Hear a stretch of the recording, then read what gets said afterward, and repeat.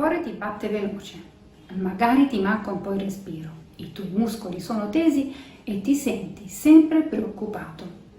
Probabilmente sei semplicemente ansioso. Ciao a tutti, sono Patrizia Pietropaolo. Provare ansia è normale e per certi versi anche utile, perché è un modo per concentrare tutte le risorse che hai e che ti saranno utili per fronteggiare una situazione e adattarti. Pensa in proposito a cosa ti accade prima di un esame o di una prova. Sei più concentrato sul ripasso e su quello che ti attende. Questo ovviamente aumenterà le probabilità che vada tutto bene. Ma cosa accade invece quando l'ansia, piuttosto di aiutarti, ti danneggia? Cosa succede poi quando l'ansia ti impedisce di usare le tue risorse e ti tiene in uno stato di incertezza? Oppure quando dura troppo tempo e non è rivolta verso un evento reale?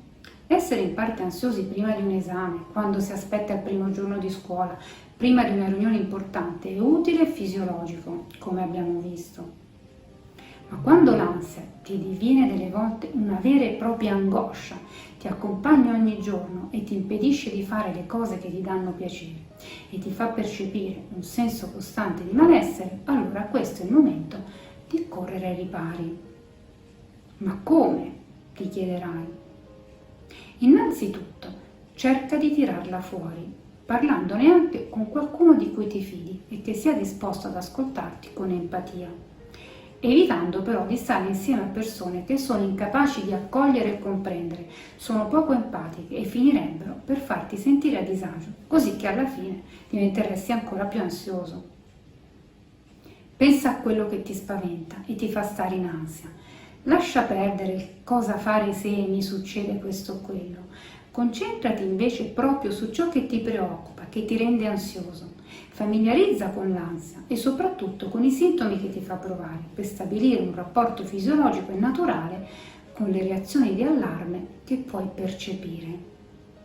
Accetta poi i tuoi pensieri, non lottare contro di loro. Ascolta cosa dicono al tuo corpo, insomma, quali sintomi ti generano e come ti fanno sentire. Evita poi di evitare, sì, sembra un gioco di parole, ma i comportamenti di evitamento, cioè il cercare di non trovarsi in situazioni che si sa ti scatenano l'ansia, sono molto comuni.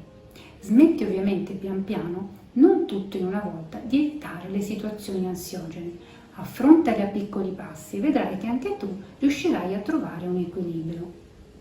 Ricorda poi sempre che quello che è importante è il momento presente. Dovresti infatti cercare di rimanere concentrato su qui e ora, per quanto, soprattutto all'inizio, capisco che possa sembrarti difficile.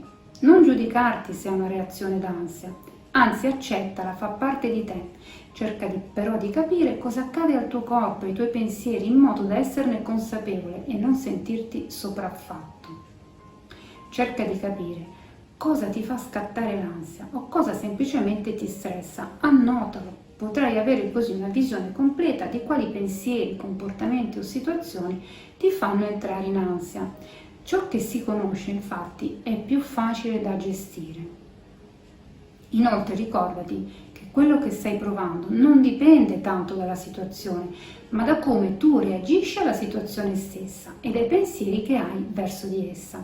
Riformula questi pensieri e vedrai che quella che prima era ansia magari si trasformerà in una spinta all'azione. Pensa alla tua vita. Ci sono sicuramente cose e progetti che stanno andando bene, mentre qualche altra cosa è un po' così così e va proprio male. Fai una lista, prendi un foglio e dividilo in 2 colonne. Scrivi da un lato le cose che vanno bene, quelle positive, e dall'altro quelle negative. Questo ti permetterà di focalizzarti e vedere ciò che accade dalla giusta prospettiva, riconoscendo i progressi che stai facendo o capendo dove invece dovrai apportare qualche cambiamento. Stai per affrontare una situazione che ti genera stress? Pensa a chi ti vuole bene, agli amici, ai familiari che ti circondano e ti apprezzano. Ricorda che per loro sei importante a prescindere e che rimarrai sempre importante qualunque cosa accada. Poi cerca di non privarti delle giuste ore di sonno. Sì, certo, trova il tempo per dormire e riposare adeguatamente. Lo so, può sembrarti una cosa scontata, ma non lo è. Proprio l'ansia, infatti, potrebbe impedirti di dormire bene. E allora crea una tua personale routine per andare a dormire e seguila. Ovviamente spegni telefono, TV, computer. Ricorda che una persona ben riposata è una persona meno ansiosa e più produttiva. Ti sembrano un po' troppe cose da fare?